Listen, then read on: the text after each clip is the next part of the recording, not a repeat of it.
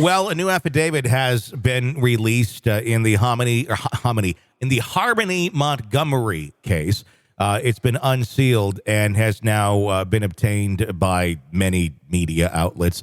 Adam Montgomery is the father of Harmony Montgomery. You may remember this is the little girl who was about 5 and went missing for 3 years, or 2 years, not reported missing until the end of the second year, and then it was pretty much assumed that the father likely killed her. Well, the new affidavit really goes into great detail on that one, and it starts to paint the picture of what police believe actually took place, not just that she's missing and maybe we'll find the body sometime, but more so, here's why we think you did it, here's how we think you did it, and as reported and basically confirmed by his ex-girlfriend, his ex-wife.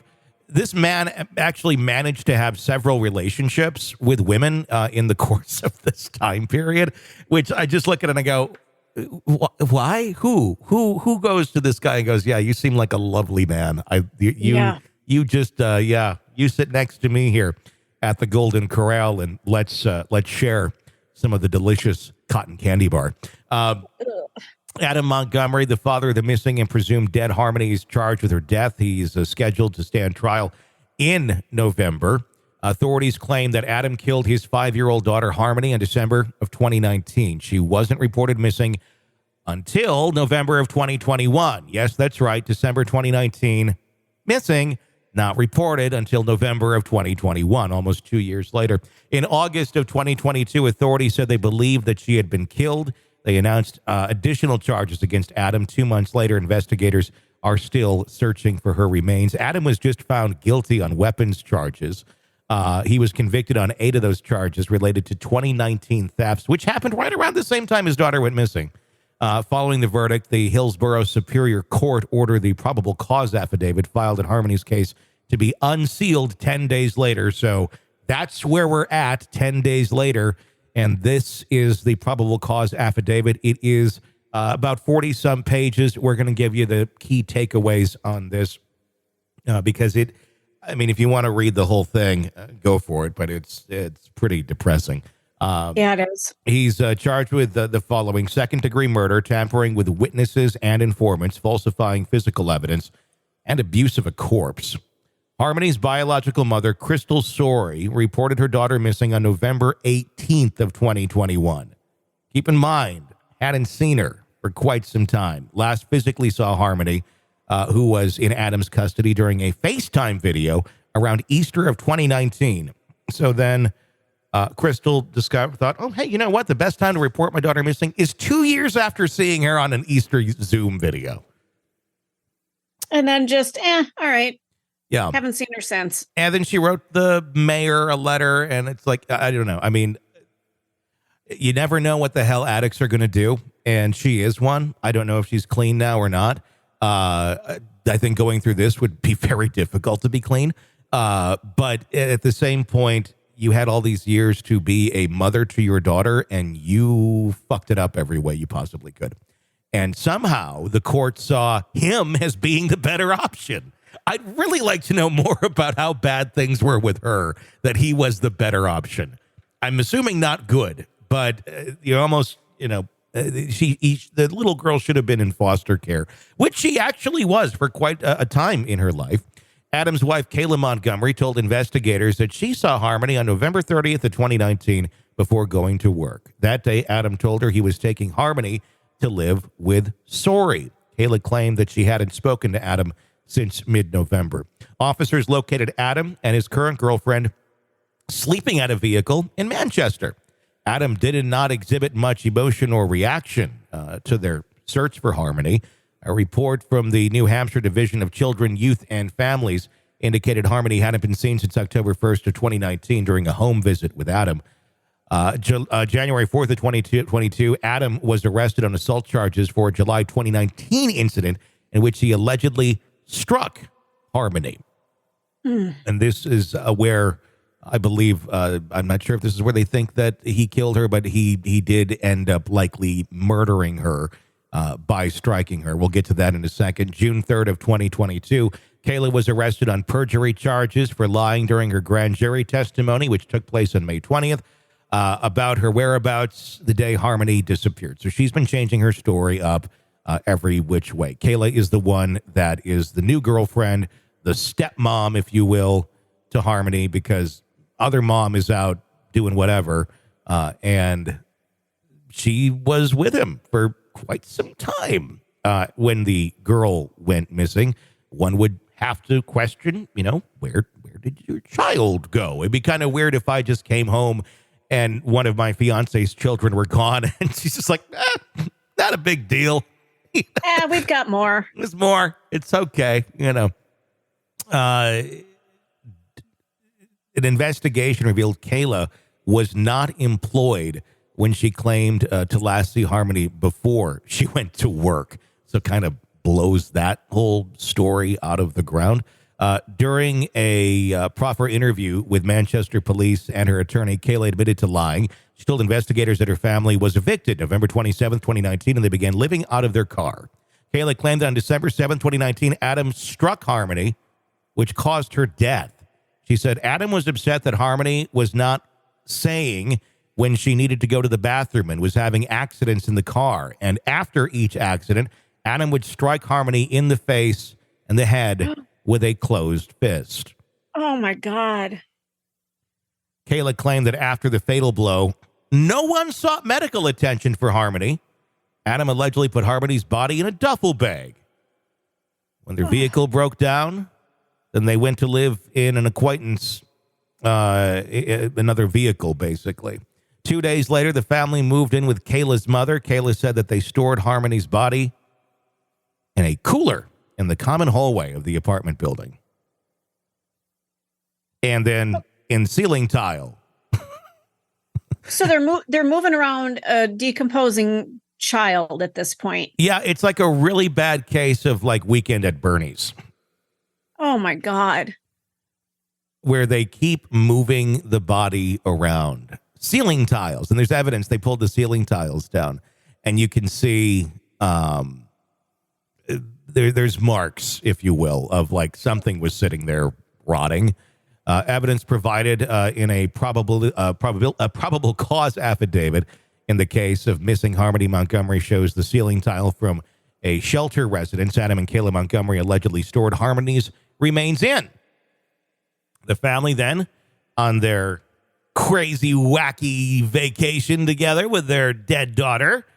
I mean, this is starting to look like some sort of horrible, take on a bad movie. The family then moved to a shelter where Adam allegedly stored Harmony's body in a ceiling vent. They just keep going with this body. I mean, what on? I have no words other than what the fuck are you thinking? What are you thinking? Yes, it's going to smell.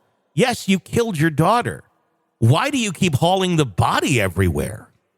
Why didn't they just dump her somewhere? I mean, this makes me sound like a horrible human, but why are they keeping her at this point? Yes. I mean, they never gave two shits about her, but now they're like, oh, let's move her over here. Let's put her in the cooler. Let's put her up here. Why the fuck do you keep her? They seem to be more concerned about her dead than they did when she was alive. Exactly. Detectives ultimately searched the area. This is the ceiling vent area, and located slanting areas and noted the area had smelled consistent with decomposition. Criminalists matched all 9 identifiable impressions of the area to Adam's fingerprints. The area removed from the ceiling reportedly tested positive for DNA of Harmony. Upon leaving the shelter, Kayla claimed they moved Harmony's remains between an apartment they leased and Adam's workplace, trying to help with the decomposition of Harmony's body because it was cold out. Well, they could have put her outside, for fuck's sake.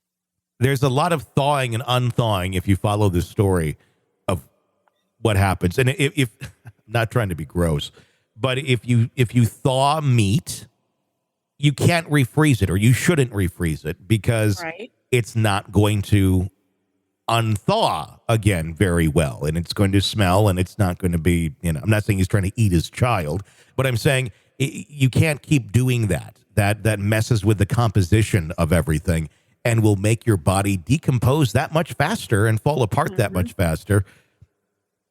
These are all things, obviously they're complete idiots about.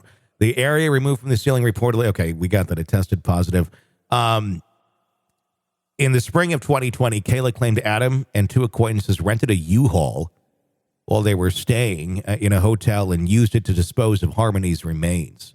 March 21st, 2022, Anthony Bordero, an acquaintance of Adam, said it in his grand jury testimony that he left the Montgomery family live in his vehicle, or to live in his vehicle for 2 days after they were evicted. During that time, he did not see Harmony. Matt Garcia, a longtime friend of Adam, told investigators he and his girlfriend last saw Harmony on Thanksgiving of 2019 during a December 2021 phone call discussing the news of Harmony missing. Adam allegedly told him Harmony wouldn't stop pissing and defecating everywhere. She was driving me nuts. We were living in the car, so I let her. I had her mom come and get her, is what he was telling friends, that mom came and got her, which obviously that's not accurate. So this individual, with all of those good decisions that we just listed off, we're spending millions of dollars to keep alive and to try for these crimes. And we need to try him for the crimes. But once we're done, can we just be done with him? Can we just be like, okay, we're going to take you to that island that has been proposed by, didn't George Carlin have the fencing off of the state? Yeah, we should get that state going where you just fence off a state and you just kind of drop everybody that's like this and that's like that in those, and have fun. Let them fend for themselves. Have fun, everybody. Yeah, y'all can figure this out. Couldn't we spend the money, maybe feeding kids who don't get enough to eat during the day, during the school week? Helping people who are, really trying hard to make ends meet and just not getting there, instead of keeping this shit bag, the shit weasel alive. No. And what I've also learned too is, we'll bring up the argument of the death penalty in certain cases. It actually costs far more for the taxpayer to have someone on death row for a period of time versus letting them live it out. Because our system is so screwed up because it takes, 20, 30 years to get somebody put to death. So, if you've got proof, if you have absolute proof that somebody did something like this, that, they've got DNA, they've got, pretty much everything they need to prove that this guy did it. Plus he admitted it. Mm-hmm. I don't see any reason why he should continue to be alive. I just don't see it. No. What is the point? If you've got somebody who it's like, there is a shadow of a doubt here. Okay, then I can understand. Let's incarcerate them and maybe not put them to death just in case we're wrong here. But in this case, we've got him. We got him. And I can only hope that he gets the strictest punishment possible when he eventually goes to trial this fall. We'll, of course, have the court audio for you if we have it available. I don't know that we've heard officially from them yet on exactly what they're going to be providing, but we'll be covering that for you day by day as that human monster is finally tried in our courts. You're consuming the Hidden Killers podcast. Want more? Start binging on all of our true crime podcasts right now through Apple Podcasts and get an ad-free experience when you sign up to be a True Crime Today Premium Plus member exclusively on Apple Podcasts. More of the Hidden Killers podcast dropping soon. Press subscribe now.